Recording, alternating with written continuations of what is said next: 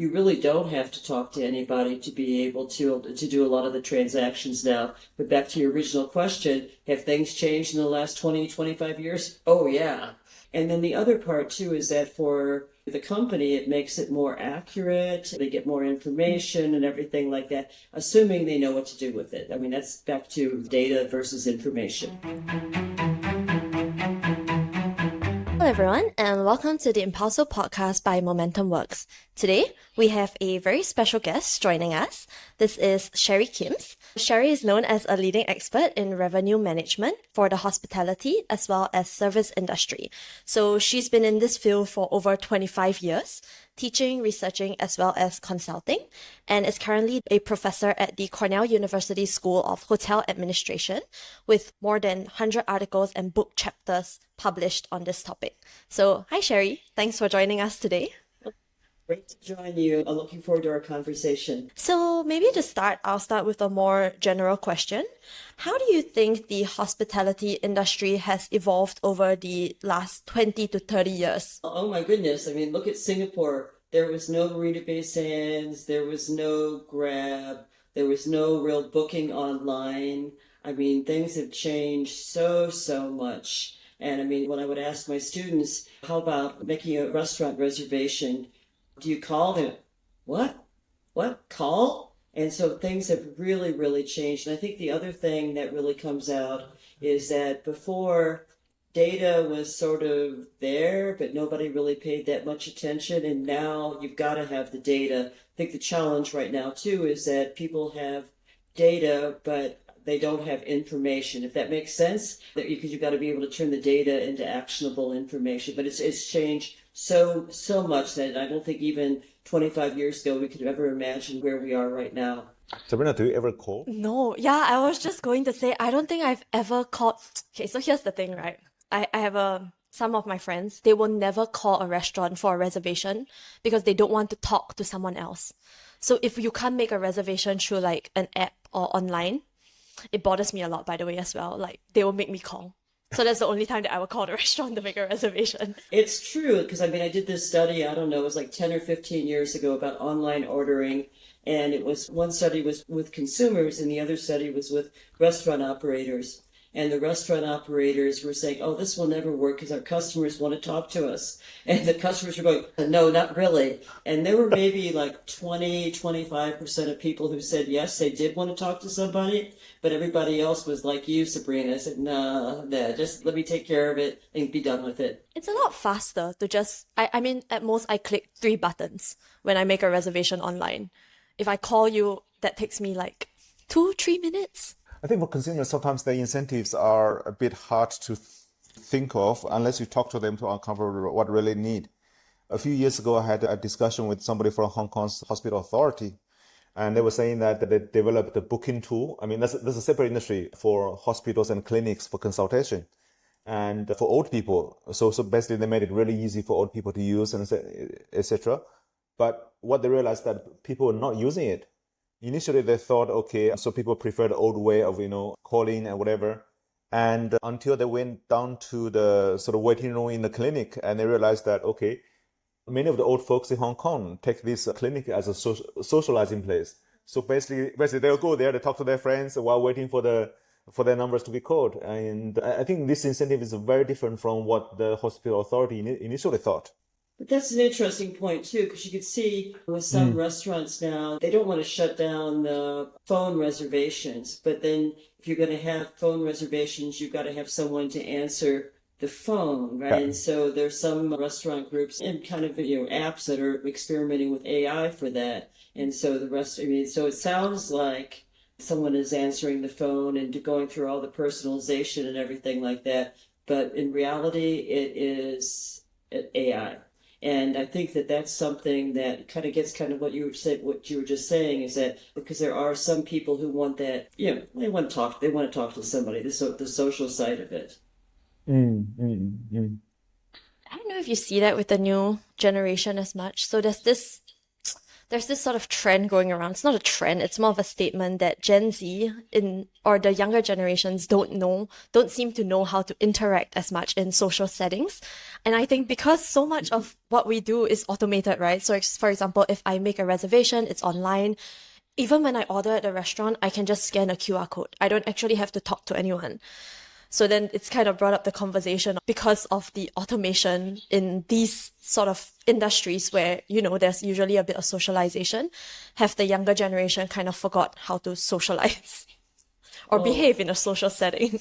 That's a whole nother topic, isn't it? I mean, it's kind of like, if you don't know how to interact with others, that's a sociological conversation, I would say, but it's true because I was reading an article the other day and it was talking about, I think it was in Japan or other places where Gen Z people are developing AI companions, and that's it's and at a certain point you go, oh yeah, that's probably not a really good thing. But it's interesting how that's changed because you really don't have to talk to anybody to be able to do a lot of the transactions now. But back to your original question, have things changed in the last 20, 25 years? Oh yeah.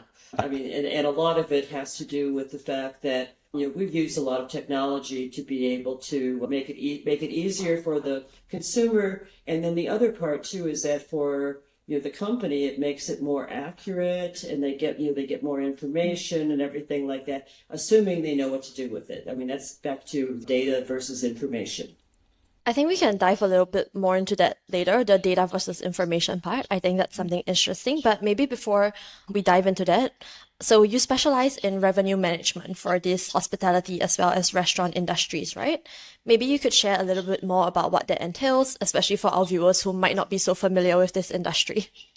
Well, revenue management, when it comes right down to it, let's say that you've got a hotel and they are super, super busy. So in Singapore, let's talk about F1. And so the hotels that are right by where the race is going to be, they've got more demand than they have space. So then the question becomes, well, which reservation request should they accept? Should they do it first come, first served?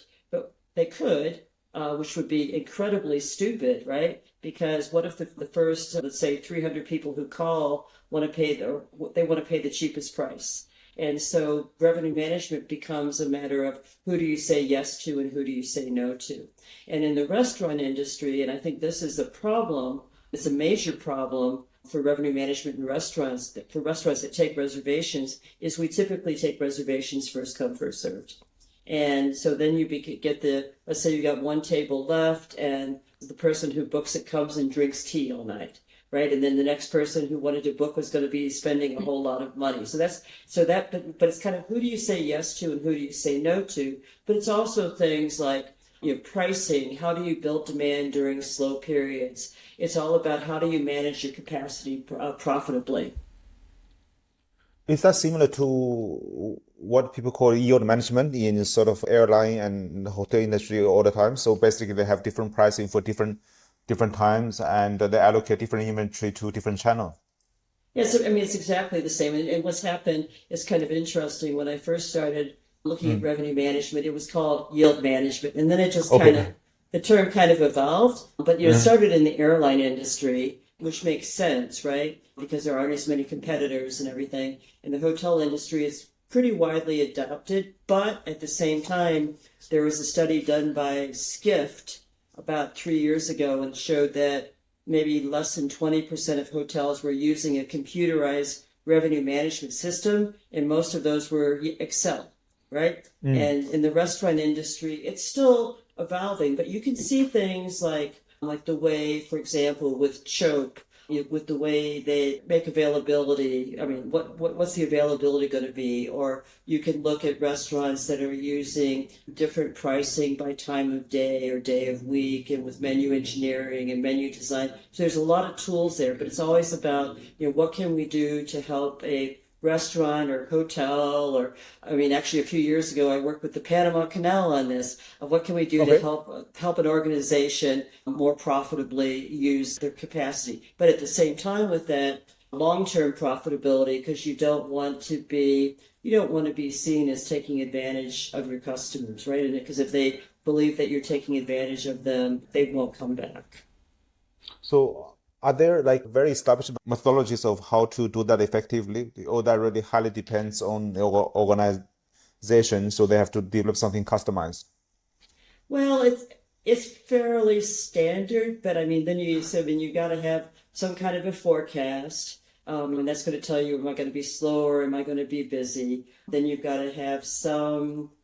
If it's an organization that takes reservations or appointments, then you've got to have some kind of an allocation decision. The other thing that goes into this is how do you come up with the pricing, right? And how do you communicate the price? And so when you get into, let's say for like a fast food restaurant or just a walk-in sort of restaurant that doesn't take reservations, I mean, they can't decide who they're going to say yes to and who they're going to say no to, right? But they can do a lot with their pricing and menu design and that sort of thing. We look at the fast food restaurants like McDonald's, etc. Of course, they are very large corporates, right? So they have the people to design algorithms, people who look at the data. But when we look at the restaurant as an industry as a whole, I mean, it's a very, very large industry with lots of different players, with different scales, with different sort of backgrounds and stuff. And I think I remember a point of what Peter Thiel said in his book, 0 to 1. He said, I mean, along the lines of like restaurant is like possibly the worst industry ever because it's very hard for you to create any differentiation. Yet, I mean, it's something indispensable, right? I mean, so many of us spend so much of time, so many occasions eating outside, and now with food delivery as well. So what could people do, I mean, without, having expertise and stuff? Whoa, without having expertise and stuff, it's like have a talk with yourself. Am I out of my mind? Because I mean, there's so many people who go, oh, I mean, I've heard this with people who say, I should start at B&B. It's like, oh my goodness, no, you really don't want to do that. But I mean, for a restaurant, I mean, it's true all over the world, there's a very high failure rate. And so I guess then you get into, well, how can I replicate what I do? And you want to have something that's different than others. You want to make sure that you can actually do it, right? Because I mean, I think there's a lot of people who go, oh, I'm a really good cook and my friends love my food, so I should start a restaurant. The problem with that is running a restaurant, it's running a business. And so it's like with any business, do I have sufficient demand? What are my costs going to be? Who am I going to have work for me? It's not just because of your food, because we all know of restaurants that are pretty successful, and then we have their food and go, so, right? But they're successful. Why are they successful? Well, their food is probably good enough, but they're able to work it as a business. So it's really, I mean, it is a difficult industry. And I think one of the problems with it, it's not a problem, it's a challenge, is that the barriers to entry are so low. And so, with a lot of other industries, like in the hotel industry, for example, if you say, oh, I think I'd like to run a hotel, well, that costs an awful lot of money. Yeah. And so that tends to, other than the people who say, I'm going to turn my house into an Airbnb, but when they start to really look at it a little bit more, there's a lot of, they got to bring it up to code. There's a lot of costs involved with it. Restaurants are pretty easy, but I mean, probably too easy to get involved with. That's true. In Singapore these days, you can sort of start a restaurant from your home. So there's been a rise of home dining and home cafes. So you just go to someone's house and buy like a cup of coffee or some snacks. Actually, it's true. I mean, with all these channels where you can reach out to consumers like online, and with all these channels and the platforms where you can deliver the food to people, so the cost of starting up is even lower, right? Because you don't have to like open an expensive shop and pay the like 3-month rent. Yet, I mean, people can try it out pretty easily.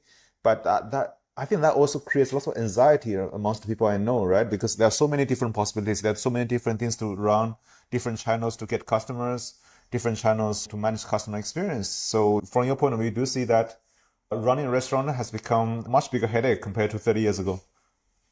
I think it's similar headache, but I mean, with the home dining thing, I mean, for the regular restaurants, they don't like that at all, right? Because they're going, wait a minute, we had to get space, we're having to pay rent, and you're doing it out of your flat? I mean, come on. Yeah. And so there's been, I mean, in Singapore, I know, I mean, there's been a lot of pushback about is that really fair? And then you get into, well, what about their sanitation and different things like that? But there is pushback.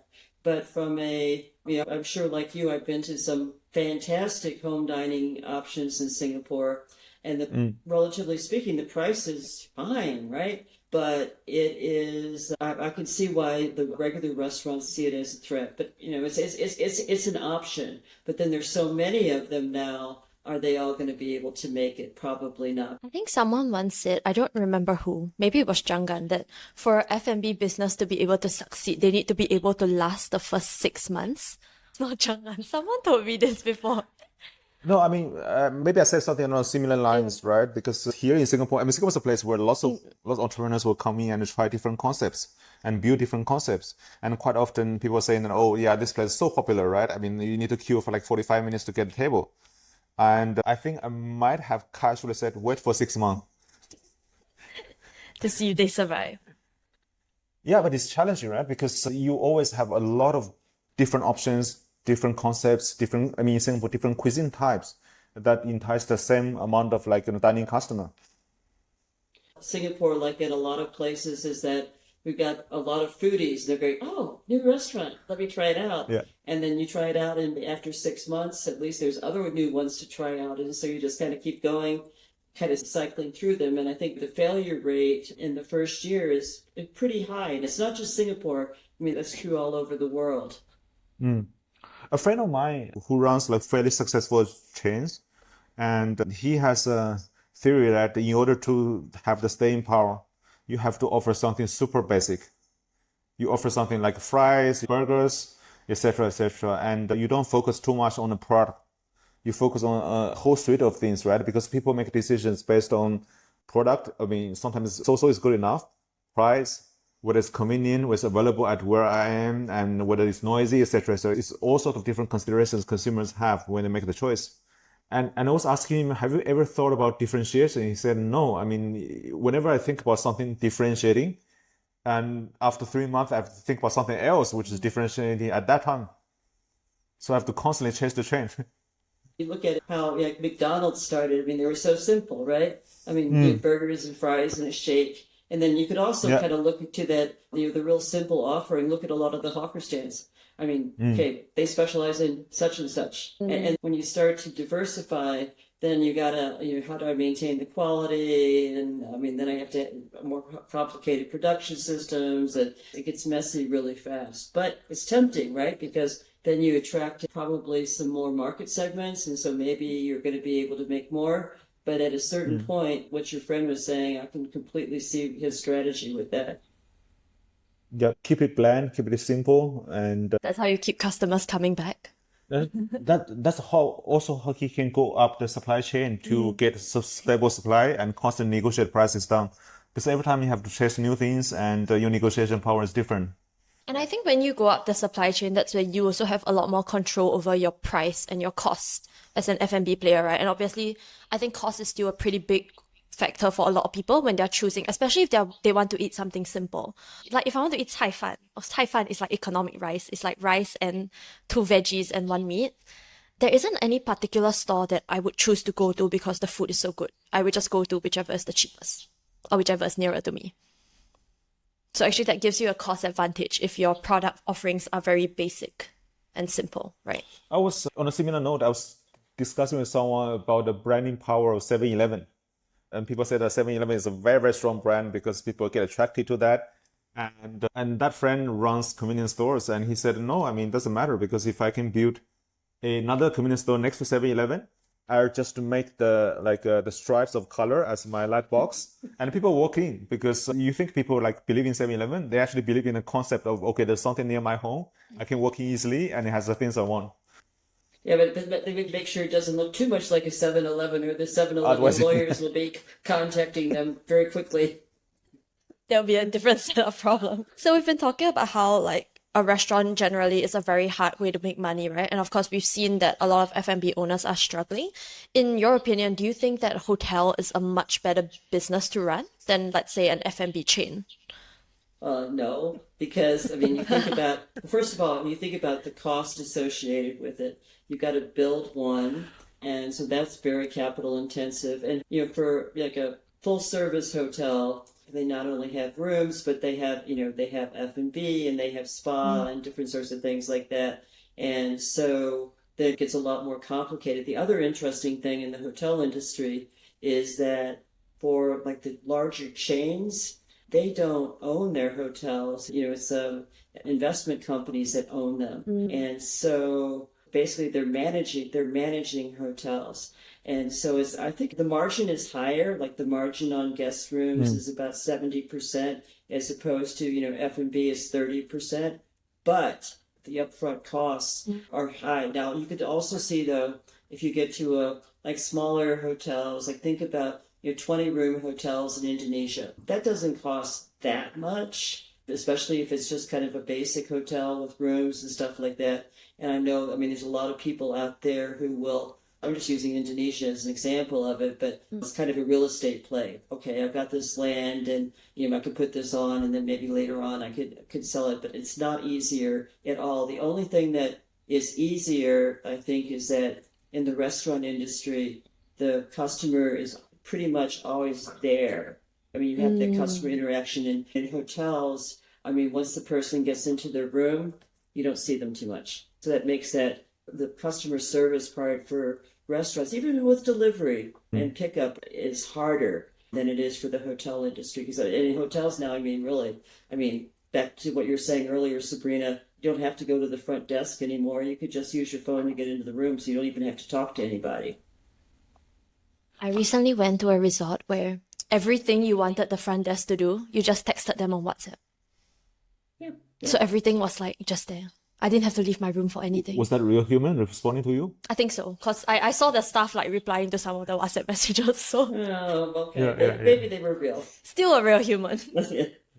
I think I've been going to China a lot this year, like 7-8 times since January.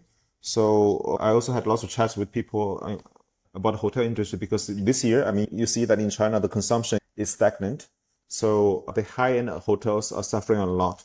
And that creates opportunity for lots of medium-range hotels that come out with interesting offerings, right? So, of course, now people talk about all these like robots which sends your deliveries or send your stuff up to your room. That's pretty standard. I think all the hotels have that. But you look at things, traditional 5-star hotels would not have things like a self-service laundry room. But lots of 4-star hotels would have that. And there's one hotel chain in China which became very successful called Atour. And their value proposition is that we give you comfortable pillows. So we strip away all these unnecessary like amenities and stuff, and we make sure that your pillow is the most comfortable you can find anywhere else. So that's in a way similar to, I think, what you saw in Japan many years ago, right? So people that strip away all these like unnecessary value propositions and just to focus on one thing and use that one thing to acquire customers. Well, it's kind of back to, Tune Hotels out of Malaysia. Yeah. So, it was Tony Fernandez, and their whole thing was, what do people value? A comfortable mattress, a good shower, and safe. And so that's kind of what they had. If you wanted to have towels, you paid. Everything was kind of an add-on. And I remember I went to this presentation, it's probably like 15 years ago, might have been the COO from Tune, and someone said, people really pay for their hotels. Oh yeah, he said it's like most people don't pay for their hotel. Most of them were bringing like 80% were packing them in their suitcases. Went, really? And then you want aircon, you pay, but it was a good bed, a good shower, and safe. So. And does that pose like the challenges to establish hotel chains? Well, yes and no. It kind of goes back to how, when we say yield management got started in the airline industry. In the U.S., the airline it's no longer around. It was called People's Express. It was very, very low cost. And then American Airlines kind of said, okay, you want to have cheap prices? We could have cheaper prices too, but just on part of our inventory. And so a lot of the really price-sensitive people switched over to American Airlines. And the story I read on that, which I thought was very funny, the CEO of People's Express at the time, I think Donald Burr was his name, and his mother was coming home for American Thanksgiving. And he said, "Oh, Mom, you flying on my airline?" "No, I'm flying American." "But Mom, I have my own airline." "Yeah, but they're cheaper." It's like, ooh. But that's where, so I think the larger chains, they have a lot more options for responding to that sort of thing because they've got other inventory that they could sell at a higher price. But when you start to target in on the really price sensitive people, yes, there are those people, but there are other people willing to pay more. I mean, that's kind of the beginning of revenue management, really, right? Yeah. So basically, where you have a very large consumer base, there were different segments of consumers who value different things. Mm-hmm. And the question is that, I mean, how do you have the right data to understand, I mean, which consumer segments you should target and understand who are these consumers and put the value proposition right to them at the right point of time? And that's back to the use of data. I mean, because a lot of times if you just sort of go, well, this seems like a good idea, maybe you're right and maybe you're wrong. And I think now, we're starting to see a lot more analytics with it, but it's still kind of a work in progress, I would say. Mm-mm. And I do feel that the different people use data to different levels of effectiveness. So first half a year, I've been traveling so much. So it's a weird kind of a feeling that, okay, when I got to platinum status of one hotel group, I said, okay, there's no point like staying in this hotel anymore. Let me try to get another one. So I ended up like getting 3 platinums. And I can see clear difference in how these 3 hotel groups manage the customer relations and how do they sort of give you the offerings and try to upsell to you. And that makes me wonder because, I mean, for the large hotel chains and of course, I mean, your sort of value proposition for each property would be different. But the way you look at consumers, the way you can actually effectively manage your consumers and upsell to your consumers, I think there should be some fairly established methodology, right? But the execution is very different. It's really different. And you can see that also not only in your hotels, but you could see that with, restaurants as well. And so there's some reservation systems where somebody writes down the customer information and stuff like that, but whether that gets transferred through. So the next time you go there, they go, oh, would you like to try such and such? You really enjoyed it the last time, or you liked that table. And so thinking about it more strategically, really. And that's why I said before that we're in that awkward age. I mean, we could kind of put it as like early teenage, where you're kind of trying to figure out what to do. So let's say it's like a 13-year-old. And so sometimes it's good and sometimes it's not so good. So it's complex.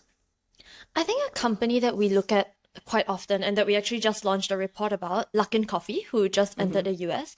I think they're a company that does this pretty well, right? So they obviously, because they used to be a mobile only sort of coffee chain, they collect a lot of data from all their customers, and they've actually managed to use this data in a lot of ways to improve their operational efficiency, even to I wouldn't say accelerate, but improve their product R&D. And also I feel they're a good example of a company that has managed to collect a good amount of data and also managed to distill from that data valuable insights that can actually benefit the company itself. And you don't need to talk to anybody at all. There's no barista, there's like production line. But it's also, too, I mean, I think the fact that they kind of designed it from the get-go, right? And so that's the way they are. And I mean, I was reading an article about Luckin Coffee. It was in, I don't know, it might have been in the Wall Street Journal or a paper in the US, and they were kind of talking about, this Chinese company coming in and how Starbucks going to react. Because Starbucks has always been about the sense of place and everything, but if that's not what people really want and the cost is a lot less, it'll be very interesting to see how all of that plays out. It will also be interesting to see if they're coming into the U.S., but to see what other countries that they're starting to go into, like if they start to go into some of the South American countries and how those countries will react. Because, again, those people are really picky about their coffee. So we look a lot about how all this coffee scene has been evolving in China, right? Because Luckin plus a few challengers have been really giving Starbucks a hard time. And I've had lots of discussions with people in the industry, and many people are saying that it's not because of Starbucks not doing what it's supposed to do, but it's because, I mean, having the digital capabilities to really understand the customers is something which is a side function. I mean, if you look at the Starbucks app, that gets updated in App Store like once every 2 months, or I think in Singapore it's like once every 6 months. For Luckin, it's like once every 2 weeks. So basically, they're constantly evolving the digital capabilities, and for Starbucks, because they have had all this like different service offerings, different considerations in store that they have to care about. So the attention on digital is less. And historically, You also have the issue of every time there's a new management come in and have a different thought, so you can't execute things very consistently. And the thing about Luckin is that, of course, the original founders were kicked out because of a accounting scandal. But the people who came in to take over, they took the foundation and said, okay, being very digital focused, sort of having all the touch point on the app is the right thing to do. So they stuck with it and they didn't deviate from it. I'm not sure how much of that is because of the competition in China, which made them think that every time when they try to make a decision, so hey, should I have another offering or stuff? And this always comes down to the most logical decision to stick to what they're doing now. And it's working really well for them. 25,000 stores, right? 24,000 plus, maybe 25,000 stores soon. And profitable, right? They're profitable. Yeah, and profitable. More important than the number of stores, of course.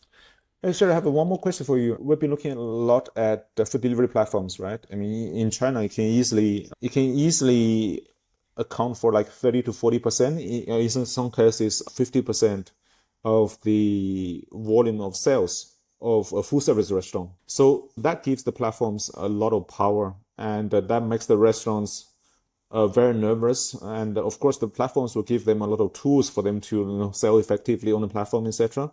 But the online traffic, I mean, it's not like a location where you pay a good rent and you get that space, right? I mean, online you have to constantly bid for traffic against all your competitors. And you have been in a lot of different markets. And is that the dynamics you see in, say, US as well, or? I think so. I mean, because in the U.S., the major players are DoorDash and Uber Eats, right? And like in Singapore and around Southeast Asia, China, the restaurants really do not like them, right? Because they are, the commissions that they have to pay and all the competition and everything on the app. And so, but it kind of goes back to, this is like 25 years ago in the hotel industry when Expedia and the likes were getting started. The hotels, their reaction was, these people they're horrible. We hate them. They're going to go away because people want to talk directly to us. And then, even probably, I did a study about, like 10, 15 years ago, and I had some people were talking about the future of hotel revenue management. And so there was an open-ended question where people were writing, and I had some statisticians. They analyzed, comments and stuff like that, and they didn't know anything about the hotel industry. And we had our first conference call, and they said, who are these OTAs, which is the online travel agents like Expedia? They said, people hate them. I went, yeah.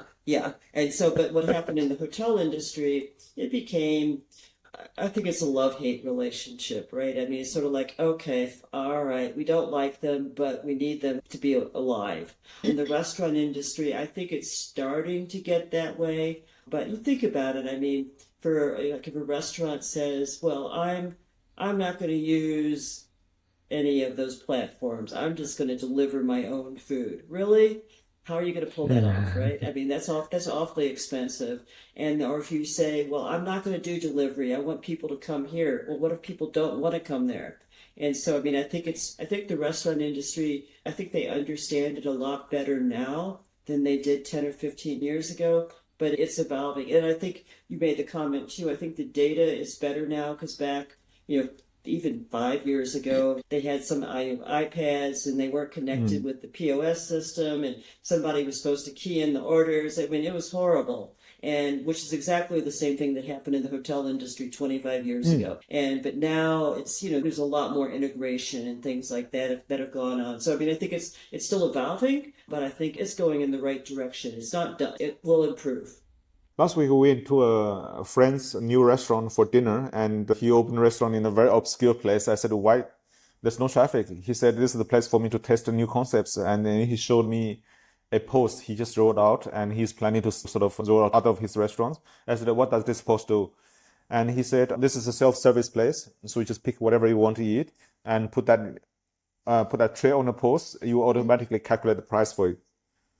And he said, for that concept restaurants, he saves like 1.5 people because previously you need someone there to actually physically count, what have you picked up and figure out the price and stuff. And he said, a lot of these things are, technology available. The question is that how do you calibrate that to something that's good enough for restaurant owners to trust it? That's also kind of like the old, the sushi restaurants where they had The belt. kind of, yeah, and so I mean they could Conveyor kind of belts. weigh it out and everything it'd be pretty automated. Yeah, yeah. That's interesting. Self-service. I've seen quite a few self-service restaurants. I haven't been to any, but I've seen them online. So there's a lot of like these shops in Korea where it's like a self-service ramen store. So similar concept, there's no one manning the store and then you just take and pay. But I guess that technically would only work in countries that people would actually pay. Because I don't have to pay if there's no one manning the store. I mean, they can use Uh, technology to make sure you do. You will need technology for that as well. I had discussions at one of the large retail companies in China. They run like small retail stores across the country, and many of them are unmanned after midnight. And they said, I mean, they have developed sort of, according to them, a complex mechanism or algorithm to calculate, I mean, what level of threshold they put in each place, right? I mean, in some places, you need to verify your identity to go in, and you need to verify your identity to go out. In some places, you don't need to verify your identity to come in, but you need to verify your identity to go out. And in some places, they have to put like a human customer service to monitor what's going on, and in some places, they don't have to. So back to the revenue management piece, right? I mean, for you to optimize all these things, and when you have all the data, and it allows you to make decisions, right? Okay, in which area? Because we can talk about lots of perspectives, but at the end of the day, I mean, all this automation, how much advantage does it give you, and how much incremental revenue you will get, how much incremental cost saving you will get, and to do that effectively, how much cost do you have to spend on? Yeah, and I think it's interesting too, because like in the US, I've not been to one of these stores, but Amazon has some small retail stores, and it's just like shopping on Amazon anyway. And so it's all tied to your account, and so you automatically get charged, right? And so it's really not an issue. But I think you can see too, I mean, if labor costs go up a whole lot, there's a lot of incentive for any kind of business to go to the automation, and the cost of automation is going down. And Sabrina, as you were saying, that I mean, you and your friends really don't want to talk to anybody anyway, so automation is fine. We talk to each other, but we don't want to talk to Well, the I'm restaurant glad you staff. talk to each other. That's good. Yeah, I was like, we just talk to each other. Yeah.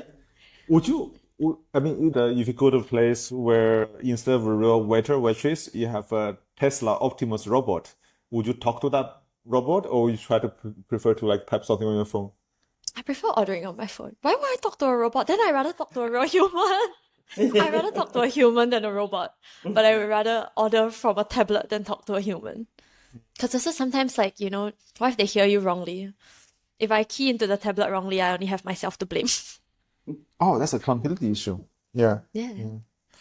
So, Sherri, you've been in the industry for about 25 years, right? What are some of the most interesting innovations or changes that you've seen in the hospitality or restaurant industry over these like 20 to 30 years? I mean, I think the use of data, right? Because before it was just sort of there and the data wasn't very integrated. And now, I mean, it's not perfect, but there's a lot more going on with that. I also think that you could see what's going on in the Grab buying choke, DoorDash buying 7 rooms. I was just talking earlier about American Express has got Resi in the U.S. and they've got Toast. So that's really different, seeing how that plays out. And then you could also see in the hotel industry how it used to be that hotel chains own their own hotels, but now they just manage the hotels. And so it completely has changed the dynamic. And then, of course, we talked about right at the very beginning is that when you go to book a hotel or an airline or make a restaurant reservation or place an order at a restaurant, you don't call anymore. You go online or you go onto your app. So, I mean, things have changed a lot. The basics of the business are still the same. I mean, providing a quality service, but the customer interface has changed. So we've talked a lot about like data as well as automation, but how about AI? So obviously AI is kind of like the buzz keyword these days. Everyone is talking about AI in different industries. How do you see the hospitality as well as restaurant industry sort of adopting AI into their operations or revenue management? Well, I think there's a lot of talk right now, and I've seen this quote somewhere else, but I forget what context. But it's a little bit off color. Everyone talks about it, but nobody does it, and so there's a lot of talk. And I think though it has the capability. But I mean, a lot of restaurants are using it for things like menu design or coming up with promotions and different sorts of things like that. But it kind of reminds me, and Jing'an, you might have, 5 to 10 years ago, everybody was talking about big data. And it was like, yeah, And so AI is kind of, I'm getting the same sort of thing. It's happening, but then you also can see like Delta Airlines came out and said, well, we're going to use AI for personalized pricing. And customers, there's a lot of pushback on that. It's like, what? I don't have any control over what my price is going to be. So it is going to happen, but it's going to be, but right now I think there's a lot more talk about it. And then the other part with this too is that customers, we use it all the time, right? Like if you're going on a trip or something to kind of figure out where you're going to go. But when a company's using AI, people are a little nervous about it. What does that mean? What does that mean for me? Are there robots deciding what my life's going to be? It just kind of gets a little creepy. Maybe we'll get used to that. Or the next generation will get used to that.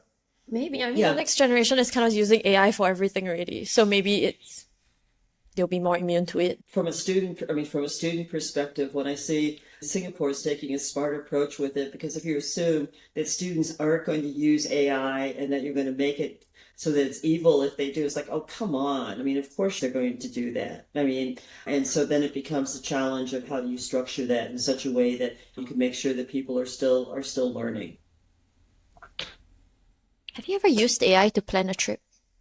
I know Janggan doesn't plan trips, but have you tried it? First time I did it, I was in London about a year and a half ago, and I was there. I had like a day or two before the conference, and I was by myself, and so I just put into ChatGPT, oh, well, here I am. Here's what I want to do. I like to walk. I don't want to go too far from the hotel. And it was fascinating. I showed it to the concierge on my way out. I said, so what do you think? He went, oh, wow, this is really good. He's probably also thinking, oh, no. But it was fantastic. His job. It was fantastic. But yeah, you should definitely try it. I don't plan for trips, AI or not. That's what I was saying. So I have not had leisure for a while, and when I travel on business, there are only two things I need to do, right? Book a flight and book a hotel. And actually for both, I use the websites of or apps of airlines and hotel groups. But there's one thing I use during some of my trips. So last year I was in Xi'an for business, right? And then I had one day. Then I went to see the Terracotta Warriors. Instead of renting this really expensive, audio guide, I just typed in ChatGPT saying, hey, I'm at the Terracotta Museum. Can you be my guide? They said, sure. And then I just zap in photos. So they're helping explain this. And it's pretty good. I'm going to try that next time. In multiple languages, it's really very helpful. And like for me, on that trip, I had like a day and a half to get over jet lag. And so that was and I wanted to go outside to be able to do that. It was perfect. I'm going to try that the next time I go to a museum or something. Just use ChatGPT as my guide. So as a restaurant owner and as a hotel operator, what should be the reason that I should remain optimistic for the next 10 years? Oh, why should I be optimistic? Because there are always customers out there. There are needs that need to be met. If you kind of succumb to being pessimist, why be in the business in the first place? But are there going to be changes? Yes, there are going to be changes. Is there going to be more technology? Yes, there's going to be more technology. And so just getting yourself, kind of prepared for that. And I could use the term ready for the ride, because things are going to be changing. Because if you go in and you say, well, things are going to stay exactly the same, you're in for a lot of disappointments. Be ready to adapt. Yes. Things change so fast nowadays as well. But I think, you can see companies that are pretty good with that, where they're like, okay, this is happening, and so how do we pivot to be able to do it that way? And there's some that are so stuck in their ways that it's really hard for them to be able to make that change. So the mindset is actually more important. Yeah. Your mindset, you've got to have the capability to be able to do it too, right? Because I can be optimistic and clueless, but if I'm optimistic and I have the right tools, I'm in pretty good shape. But the tools are becoming more and more available, in a way. Yeah. And that back to where AI is going to take us, yeah. Yeah. So we should be optimistic. So thank you guys for tuning in to another episode of the Impulso podcast. I hope that you guys enjoyed today's episode with Sherri. If you guys do like this video, as well as subscribe to our YouTube channel to stay up to date on the latest happenings and trends in tech, new retail, and the broader digital economy. Thank you, and bye-bye.